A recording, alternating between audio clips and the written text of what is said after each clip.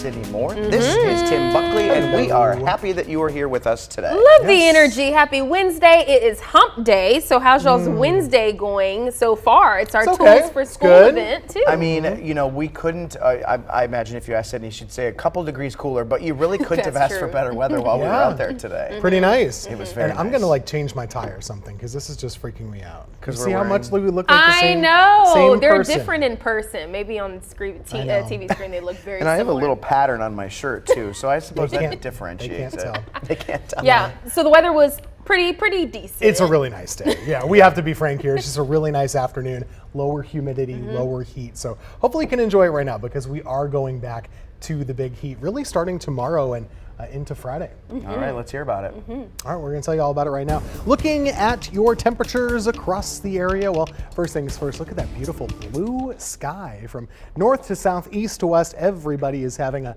comfortable afternoon. You can see that blue sky in full effect across the region. Our current temperature is at 84 degrees right now. Actually, our forecast high for today, 84 currently in Greensboro. And the key to your comfort, as always, is that humidity, which right now is pretty darn low. Let's take a look at your temperatures in your hometowns. Wilkesboro, you are sitting at about 81 degrees. It's 83 for you in Asheboro. All of these are cooler than average. The average high for this time of year is right around 86. But we mentioned the lower humidity. This is proof positive that we have in fact been doing that. Your dew points right now, 52 in Asheboro, 49 in Siler City, 57 in Greensboro. Anything below 60 feels comfy, especially this time of year. Now there is a light breeze, not much of one, but a little bit, and it's coming out of the north and east. Now your low temperatures tonight, they should still be enjoyable. Take a look, low to mid 60s. That'll keep your comfort pretty high for tonight. But one thing we'll want to watch over the next couple of days, we're looking to the north, places like Ohio, Pennsylvania, upstate New York. Showers and thunderstorms will form each day there, and they'll try and head south. Our model does have a couple of afternoon storms for tomorrow and a similar situation for Friday. So we'll want to at least be on guard for a couple storms each day going forward. The big story will be the heat as well. Of course, we're still watching the tropics. We'll have an update on Tropical Storm Franklin in a little bit for you. But for now, your 7-day forecast will have a high of 90 degrees for your Thursday, ramping it up all the way to 95 for Friday, and it will be feeling closer to 100 at times. That is going to make a big impact. We'll still be hot and muggy going into the weekend. Tim, thank you. We are learning more about the mold issues in Alamance Burlington schools. The district has decided to delay the first day of school from August 28th to Tuesday, September 5th. It comes after mold was found in a dozen schools. Now, a lot of parents have reached out to us wanting to know what caused these cases of mold. Today, the district told us that some schools were on night setbacks, which means the air conditioning only kicks on when the rooms hit 77 degrees. Officials say the AC started running around the clock in July. The district believes that issues with the HVAC units caused the mold to spread. With the start to the year being delayed, there are options for parents in need of childcare. The city of Burlington is extending its summer camp program another week to help families out. It runs from 7:30 in the morning until 5:30 at night, and it's $15 a day. Coming up on WFMY News 2 at 5, we hear from one parent having to adjust. Winston-Salem Forsyth County Schools is emphasizing the importance for a safe and healthy environment for students and teachers. Leaders spoke today about immunizations and student services to address mental health. We have school psychologists, social workers, and counselors assigned to each school in the district to provide support to all students and resources for a family. These staff can provide short-term, individual and/or group counseling services for students. This year, each school will have a mental health provider. Tomorrow, the district will be releasing information about new lunch prices and the free and reduced lunch program. It is Tools for Schools time. This is the 27th year that we've partnered with you to get school supplies to kids in our area. So we are live here at the Battleground at Walmart, and you know what? We're putting school supplies in the bin, and we're taking these donations until 6 o'clock tonight. I got to tell you, one of the most common donations, notebook paper. So let me put this on for you so you can see, because we've got some interesting news to note about notebook paper. Ruled paper in elementary school, it's big. You have to remember, you're learning to write, and it's scrawly, so this is training paper. Then there's the wide ruled paper, which comes with the large gaps in between the individual lines, specifically 11/32 of an inch. And then there's college ruled paper. Sheets of this type have slightly smaller interline gaps of only 9/32 of an inch. So let's put them all together. You can really see the difference. And all those 32 seconds of an inch really do make a difference between the training, the wide rule, and that college rule. So lined paper has been a thing since the 1700s. So that's a little bit of history for you when it comes to News to Note. We want you to be part of our WFMY News to History. So come by, Tools for Schools, the bins are waiting. Come by today until 6 o'clock. If not, you can find one of these bins at your participating Walmart until September 11th. Be part of the WFMY News to History.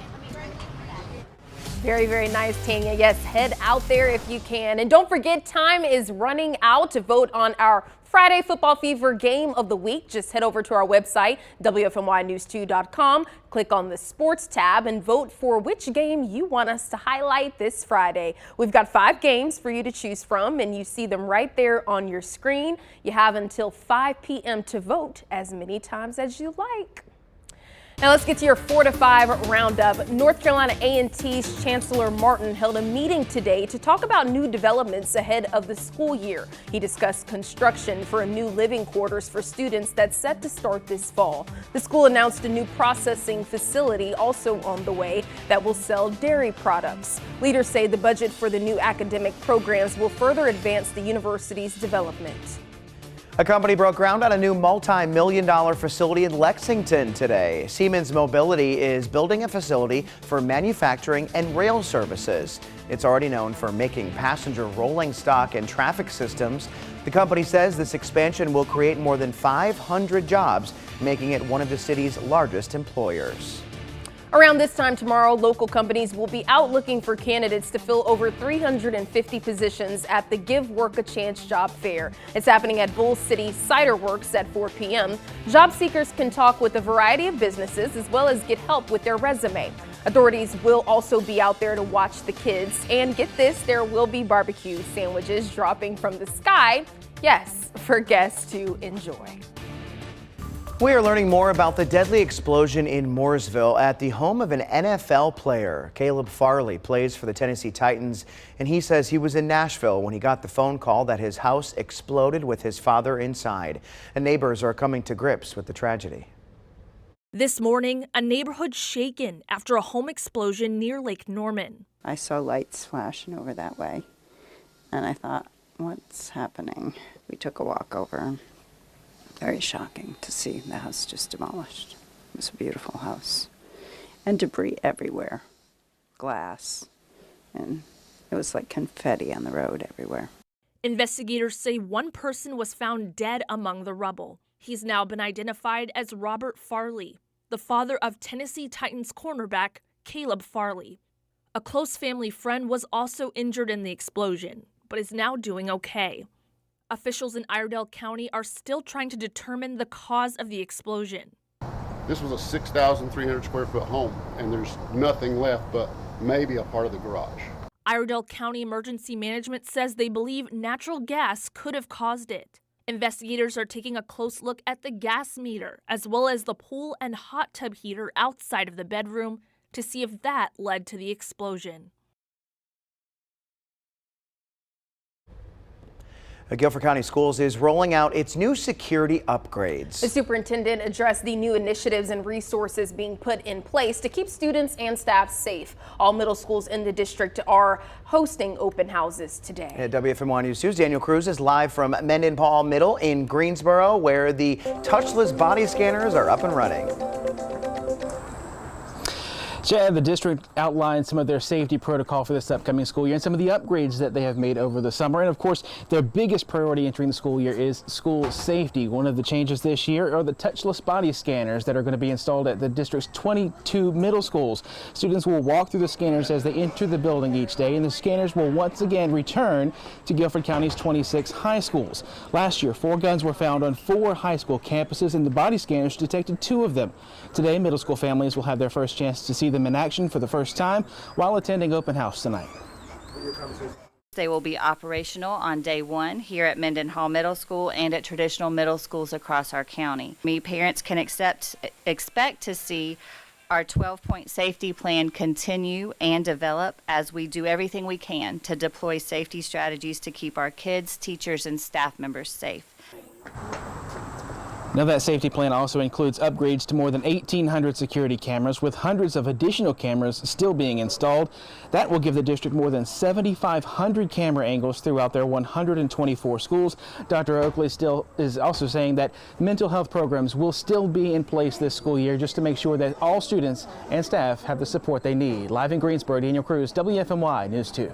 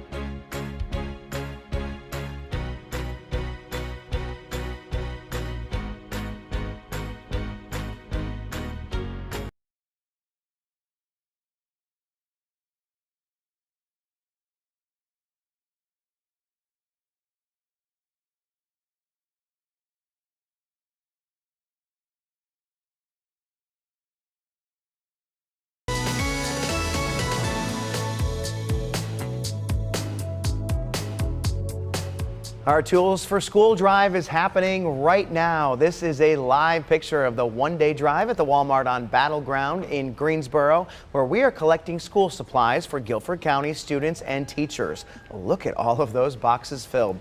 If you can't make it out today, you can still drop off supplies in our boxes near the entrance of your local Walmart through September 11th. The influence of artificial intelligence is growing in almost every part of our lives, including in schools. And as students get ready to return to school, a new study shows more teachers plan to use tools like ChatGPT in their classrooms. In a survey released this week, nearly 4 in 10 teachers said they plan to use AI in their classrooms this coming school year. That's according to the newest Teacher Confidence Report released by education tech company Houghton Mifflin Harcourt. More than 1,000 K-12 teachers and 200 administrators participated in the survey, asking how they felt going into the new school year. Things just happen very fast, and many people are still on the learning curve. Including many teachers. Dr. Jian Wu, assistant professor at Old Dominion University, says he began working AI into his curriculum last year. Meanwhile, only 1 in 10 educators surveyed said they did the same. Less than 20% of them felt equipped to use AI. However, most agreed it is inevitable and should be used for good in the classroom. You can ask them questions, and you can ask GPT to ask you questions, and then that can boost the discussion among the group. Wu says if used correctly, the technology can almost serve as a tutor for students while helping teachers with an often heavy workload. The survey shows educators think AI can help create lesson plans and writing prompts. Dr. Wu says it's important to prepare students for AI's impact in the world, but he says educators need to set clear guidelines and make sure students know the consequences for using the tool in the wrong way. Okay, I see both sides to it. I'm not surprised that this is even happening as well too, because when we started talking about AI like weeks and months ago, we knew it was a thing that was going to develop in many different areas of our lives. I like it on one side that I think it'd be definitely cool in the classrooms for teachers to use. I just hope on the other side it won't be too overwhelming as well too when kids are going back to school and then coming back from COVID as well and catching up. So just hope it won't be an overwhelming thing. There definitely will be benefits for teachers. It's almost like an assistant teacher, if you will. Like they were saying that, you know, it could be like a tutor for students. I have major concerns with, you know, cheating. I mean, like, you know, we've heard that AI has the ability to write papers for you. I mean, you could probably cheat using on tests. I mean, that's my biggest concern and how it evolves from there. It'll definitely be able, you know, interesting to see how they navigate through that for sure. All right, we'll be right back.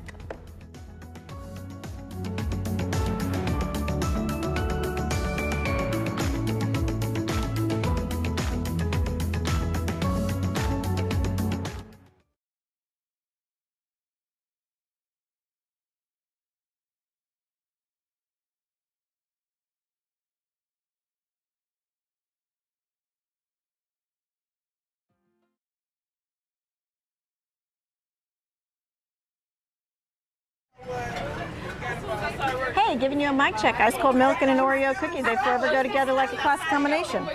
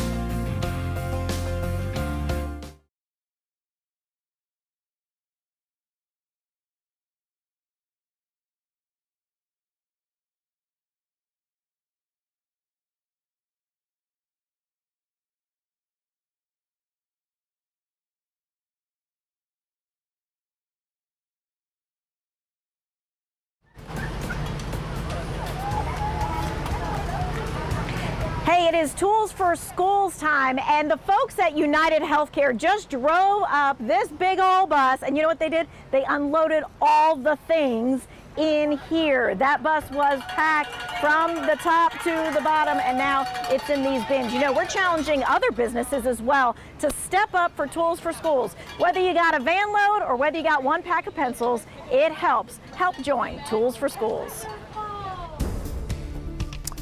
Thank you, Tanya. Hopefully you're enjoying that nice weather. I do have some sad news, though, for a lot of us. This might be sad. If you don't like the sunlight, maybe it's good news. I don't know. Last 8 o'clock sunset of the year. How about that? The next time we will have an 8 o'clock sunset after tonight, well, that's going to be April 23rd of next year, all the way into 2024. And sometimes we get the question around this time of year, well, when are we going to start to cool down? The average highs look like this. Going through the month of September, you're usually in the mid 80s at the start, the low 80s in the middle, and then the mid 70s by the time October arrives. Of course, we still have some heat right now. We are looking at showers and storms to our north in Pennsylvania. The question over the next couple of days is how many of them make the trip to the south. The Storm Prediction Center does have at least a couple of risk levels for us that we'll keep an eye on Thursday, Friday, even into the weekend. Every now and again, a few of those storms will survive the trip down, and we'll have to keep an eye on each afternoon. Right now for tomorrow afternoon, it looks like a couple storms will be around our area. Similar situation for your Friday. So just kind of be on your toes. The bigger story than the storms will be the heat. This is serious. You want to look at Friday here. Feels like 103 degrees. That's good enough for probably the hottest day of the year in our area. The high will be right around the mid 90s, and we will still be very hot going into Saturday. We'll keep you posted on that. Latest on Tropical Storm Franklin, winds are at 40 miles per hour. It's been moving over the Dominican Republic today. As of now, it looks pretty clear that storm will be staying offshore and not coming to the Carolinas. But we'll let you know if that changes. That's your 7-day. We are back right after this.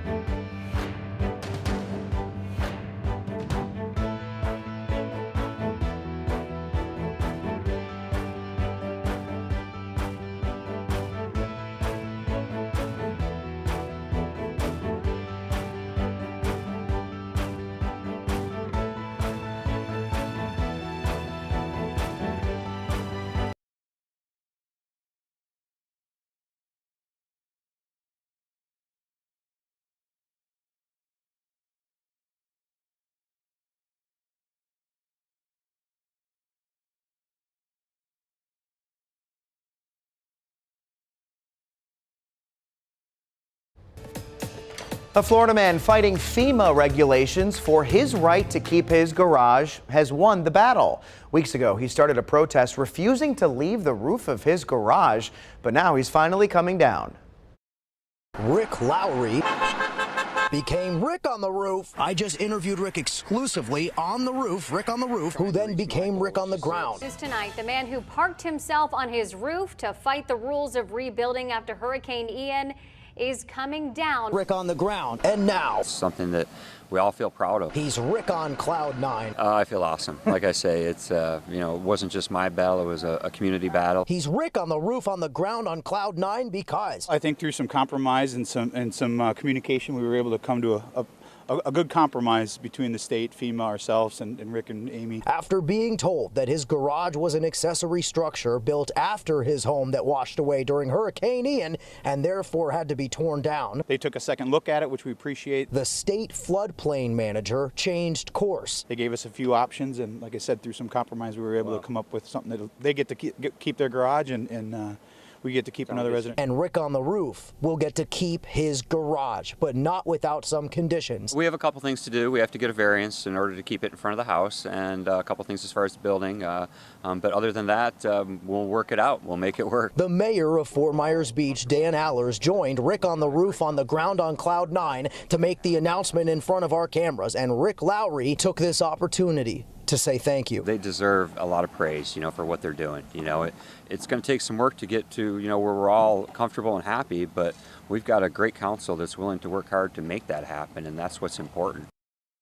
Now, Rick spent 30 hours sleeping, eating, and living on the roof of his garage. He had signs outside of his house that said he survived Ian, but not town staff. Wow, let me see. Rick on the roof, on the ground, on Cloud 9. I got it. That was the right order, I believe so. That was the Aaron right said order, yeah. yes. So what I have found to realize too is just, when people are very, confident about something that they have invested in, that they really, really love, it's hard to knock them off of that. He really loved his home, loved his garage, and he wasn't gonna back down off of it. They said he was spent hours on the roof of that garage. Yeah, I'm kind of surprised that he actually won. Usually when a single person, even a lot of people, takes on a government entity, you don't win because those are the rules. So, props to him that he believed in it and it happened. I'm sure he's probably celebrating, and I know that there were some other things that he has to keep in mind, even though he did win, but I know he's happy. On Cloud 9. On the roof,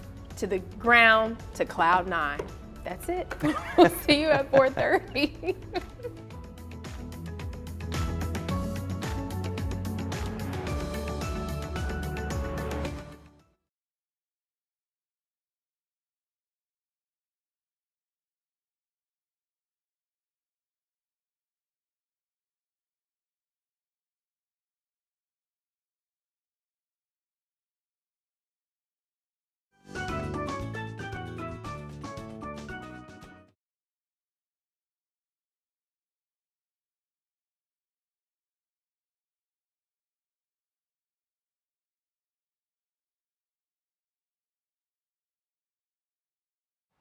There's a breaking news story.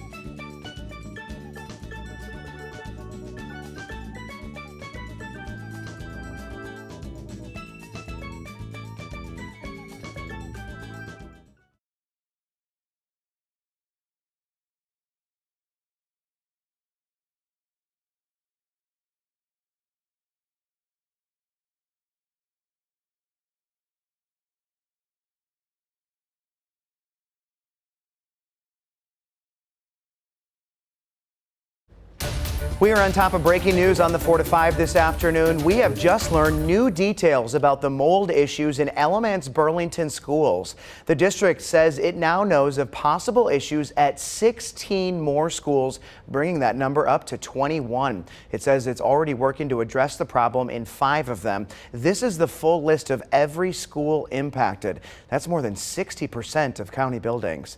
The district delayed the start of the school year by a week to allow for more time to inspect and test the buildings. County, district, and state leaders will meet on Monday to discuss what's next. Of course, we will keep you updated. All right, now to one of the big events we are covering today, our Tools for School drive at the Walmart on Battleground Avenue in Greensboro. That's right. Tanya's out there now helping collect supplies. How is it going? Okay, so we've been out here since 9 o'clock in the morning, but more importantly, they've been out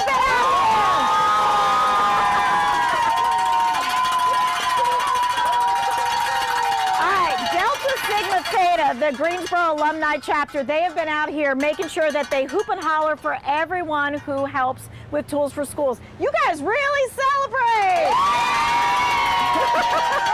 You know what? They'll hoop and holler for you too. We're going to be out here until 6 o'clock tonight donating, okay?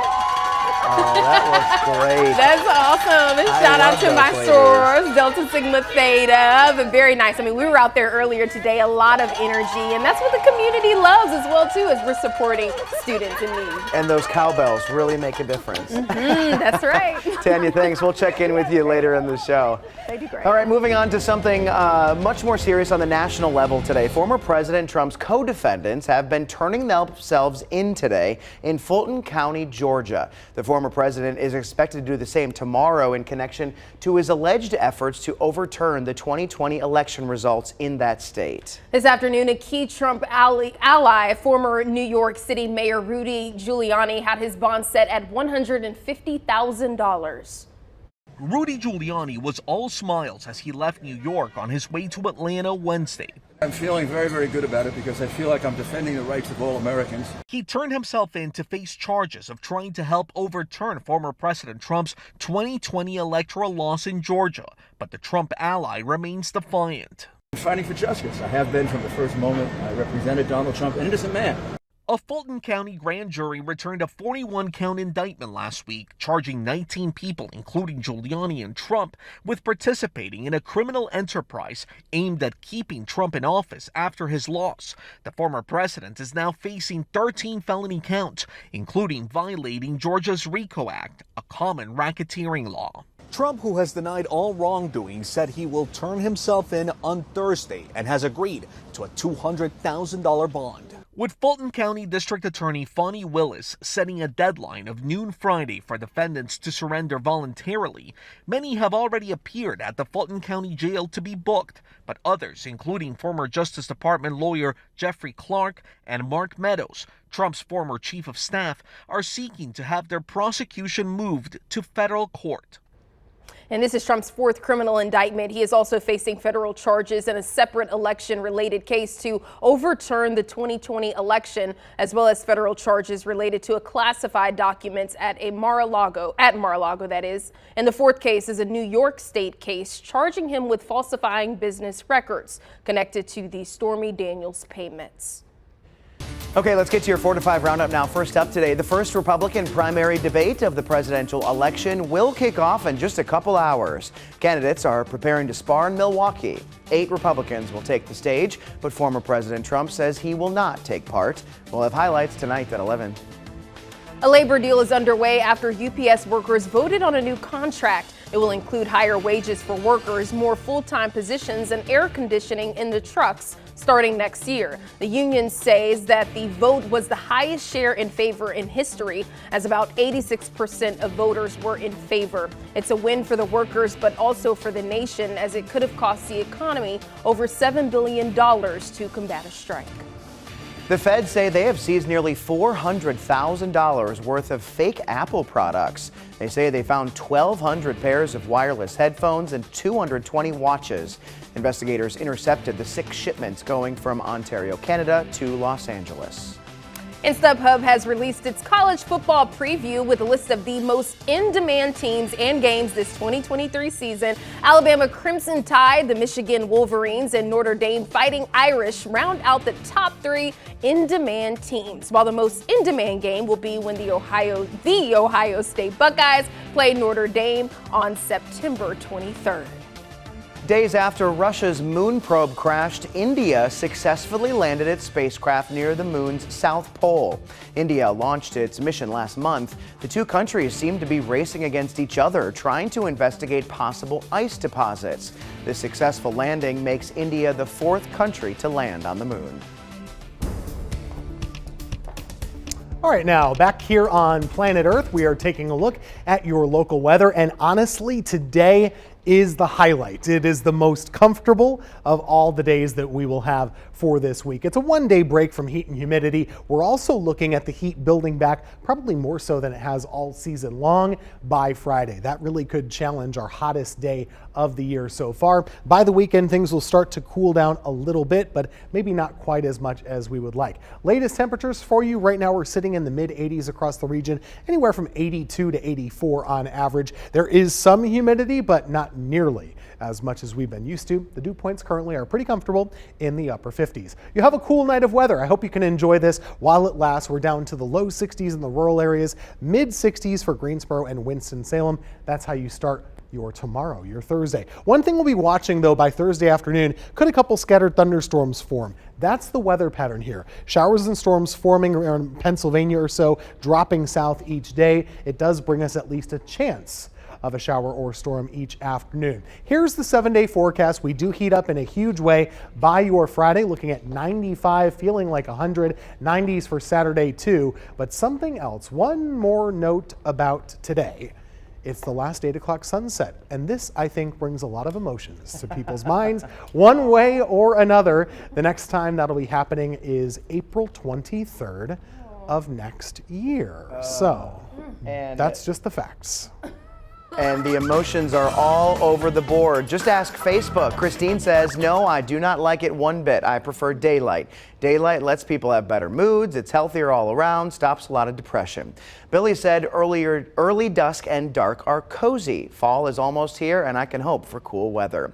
Naomi says, don't like it. Winter means high heat bills and arthritis is worse. I love summer and spring. And Melissa said, I will have to try and keep up with the earlier sunsets to get errands run before dark. I don't like a big change in schedule, so no, I'm not that fond of earlier and earlier nightfall. It seems the days fly by as it is. Yeah, Melissa, I'm the same. I don't like that much type of change in schedules as well too. So I'm sad. I'm on the no side. I do not look forward to the shorter days at all. But there's nothing we can do about it. It's just the way that the earth works. You have longer days and shorter days throughout the year. Do you, off the top of your head, do you know how late the sunsets get, like at peak?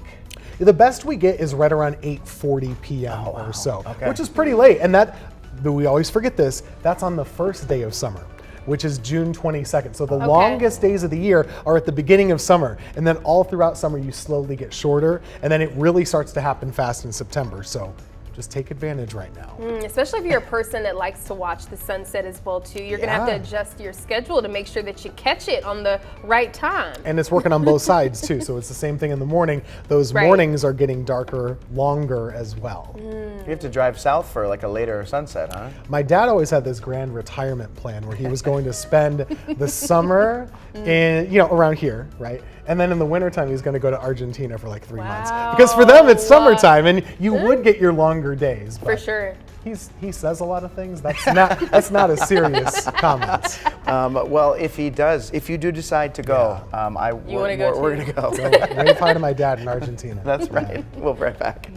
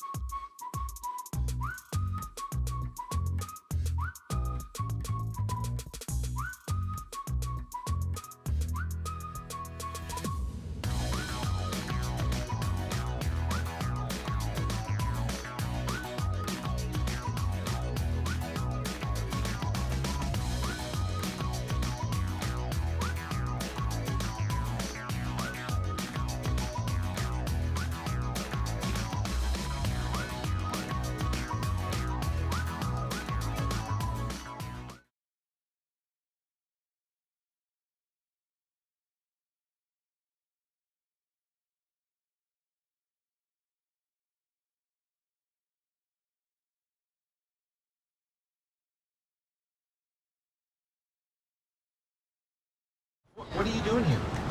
Donating to the Teachers Warehouse. Wow. 2 Wants to Know is all about the numbers, and so we are live here at the Walmart on Battleground for a one-day donation drive, right? So that's one number. Here's another number I want you to pay attention to. You can donate to your Walmart all the way through September 11th, so if you can't make it here today. And as we're talking about numbers, let's look at some real numbers when it comes to Tools for School. This is, of course, the 27th year for the WFMY News 2 Tools for School program. In 2022, Tools for School served approximately 9,113 students across the Piedmont. And since 1996, more than 675,000 students have benefited from Tools for Schools. Like for many of you here, like all in the middle of it is where you want to be, because they are hooping and hollering every single time someone comes out and donates. Of course, there's a solution if you cannot get here to drop something in the bin today. You can always donate online and skip the checkout. It is really, really easy. When you give online, they use that money to buy in bulk. So let's say this, a $15 donation online gets you 166 pencils. A $32 donation gets you 87 two-pocket folders, which they say is absolutely crucial for kids to keep and organize their work. A $250 donation buys 92 boxes of Crayola crayons. How do you get to the online donation? Well, you find it right here on our website. We put the link in the story for you.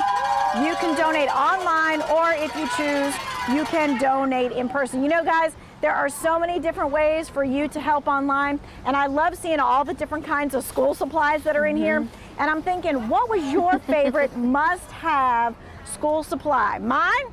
The Trapper Keeper. Oh, you've mentioned that before as well too, Tanya. For me, it would just be a classic notebook, because I was always crazy about the specific color that I wanted. It had to be pink.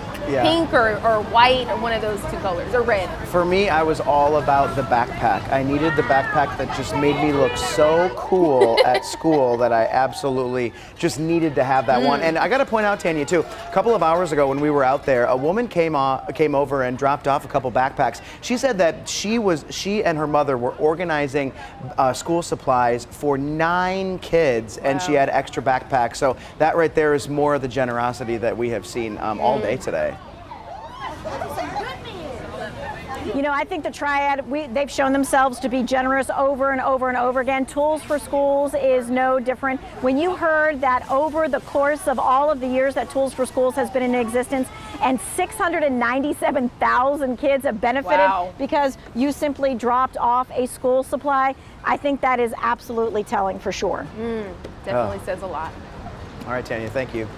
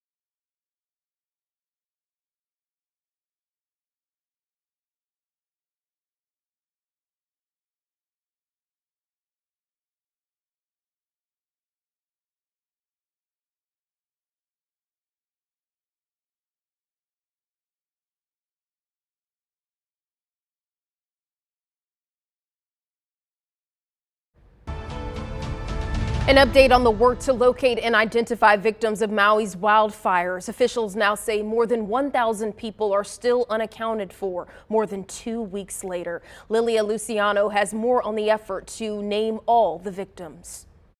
We need family members to come forward and donate their samples. Emergency leaders are pleading for more DNA samples from the relatives of people still unaccounted for to identify remains they found in the rubble of Lahaina. The number of family members who are coming in to provide DNA samples is a lot lower than they've seen in other disasters. That's our concern. Up to 1,100 people remain unaccounted for, but DNA samples have only been collected from 104 families, limiting the identification process. Jason Musgrove flew from Texas to Maui to look for his missing mom, Linda Vaikeli, and to give a DNA sample. It's hard to get answers because nobody really knows what's happening. Until someone tells me exactly where she's at, I'm not going to stop looking for her. Residents are also demanding answers on the breakdown in communication. As people were trying to escape the deadly fire on August 8th, Maui County Mayor Richard Bisson appeared live on the local station KITV, seemingly unaware of the severity of the crisis. I'm happy to report that the road is open to and from Lahaina. On Tuesday, CBS News' Jonathan Bigliotti asked him about that moment. I wonder if you were getting real-time updates. It appeared that you were not. If not, why was that? We had lots of information coming in. We had lots of communication that was broken down. Do you think a lag in communication, it sounds like with MEMA, could have contributed or amplified the loss that we're seeing? That would be a guess on my part. I can't tell you what would have or would not have changed with that information in terms of the fire. I'm going to leave that to the fire expert to determine what would have changed the outcome of this. Part of the reason why the number of people unaccounted for is still so high at 1,100, that's down from 2,500, is because there's various lists that authorities have been working to narrow down. They're from different agencies, and how they're identifying the victims includes not just DNA, but information from relatives, loved ones, witnesses, but also cell phone technology to help pinpoint the whereabouts of victims during the fire and later, for those who survived. Wanted to get you updated on the tropics. We've actually talked about this a good amount this week, how the Atlantic has been waking up and we have different storms. Right now there's only one active storm, that is Tropical Storm Franklin. This is the one that we'll continue to keep an eye on. Winds are weak at 40 miles per hour. It just crossed the Dominican Republic. But here's the latest track, and this actually was just updated moments ago at 5 p.m. We're noticing that it's going to move to the north, take a big turn, and the way that it does that is it's going to get pushed in a different way from high pressure in the ocean. Notice it'll be a Category 2 hurricane well offshore of the Carolinas by Monday. Again, right now it's looking like that one will be staying offshore, splitting the difference between Bermuda and our North Carolina beaches. So as of this point, it looks to be a rip current maker. Keep that in mind if you are traveling to the coast. In the meantime, we will be getting hot by your Friday. Tim, thank you. A Triad family is sharing a serious message ahead of the first day of school. 6-year-old Jackson Franklin and his parents are stressing safety after the little boy was hit by a car while boarding his school bus in Guilford County. Back in March, troopers say James Chrisman ignored the school bus stop arm and hit the child in Stokesdale. The kindergartner suffered critical injuries and remained in a hospital for several weeks. His parents are thankful he made a full recovery, but say he should never have been hurt in the first place. The driver accused of hitting him was charged with a felony. And as school begins next week for many school districts, officials are asking drivers to be patient if they see a school bus on their commute. Megan Bragg verifies the rules of the road when it comes to stopping for the school bus. We have to always be on alert. For 6 years, Marquise McClelland has been on alert, making sure kids get on and off the bus safely. I have some instances where my arm was out. You know, luckily I blew the horn for the child to, hey, let's not move. Just stay right there. And a car just zoomed right on past. He's not the only bus driver who's had close calls. Just last year, a driver was arrested for almost hitting 2 students as they were crossing the road. And even a Concord police officer didn't stop for the school bus in this video clip. With these close calls, we're getting the facts on when you actually do need to stop. Our source is Marquise McClellan, a CMS bus driver, and the North Carolina Department of Public Safety. The North Carolina Department of Public Safety breaks down the rules of the road when it comes to stopping for a school bus. When the bus is stopped with a stop sign out on a 2-lane road, all traffic both directions must stop. A 2-lane with a center turning lane, all traffic from both directions must stop. A 4-lane roadway, all traffic from both directions must stop. And a 4-lane with a median, only traffic following the bus must stop. 4 or more lanes with a center turning lane, only traffic following the bus must stop. Students should also be vigilant and wait for the bus driver's hand signal alerting them it's safe to cross the road. With your Verify Fact Check, I'm Megan Bragg. North Carolina reported more than 1,000 crashes involving school buses last year. More than 700 people were hurt in those crashes and 8 people died. In Greensboro, police officers will be out to try to combat dangerous situations while buses are on the road. Next week, GPD will launch its Operation School Watch initiative to promote safety during the first 2 weeks of school. Officers will beef up patrol in school zones and neighborhoods during the mornings and afternoons. They'll check for speeding, seatbelt usage, stop arm violations, and drivers who ignore the crosswalk. The operation starts on Monday. And of course, before we go to break, there's roughly an hour left of our annual WFMY News 2's Tool for Schools supply drive. This is a live look at the Walmart on North Battleground Avenue, where we are collecting school supplies for Guilford County students and teachers. If you can't make it, that's okay. We will be collecting supplies through September 11th at several Walmarts in the Triad. You can find a list of locations on our website, plus how to donate online. We'll be right back.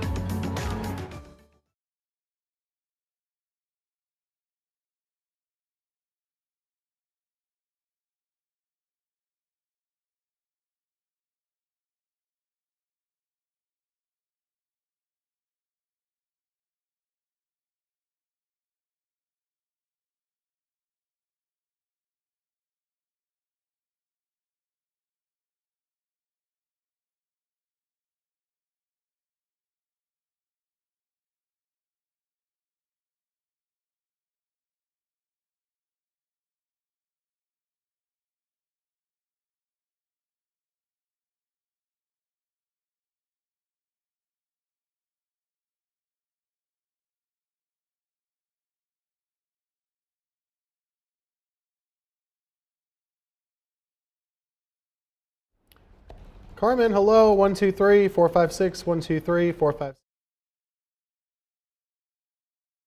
Hi there, Minnesota, Mississippi, Missouri, Montana, Nebraska, Nevada, New Hampshire, New Jersey.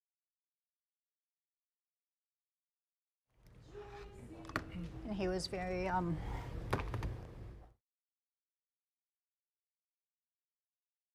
3, 2, 1, 1, 2, 3, 3, 2, 1. Whoop, I can't count. Am I between 1 and 2?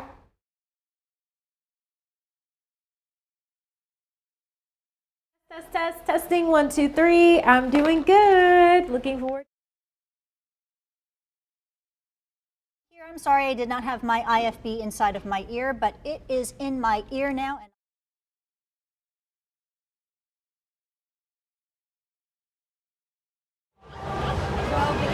Hey, ice cold milk and an Oreo cookie. Carmen, it's your last day and I'm gonna miss you. But you know what this is?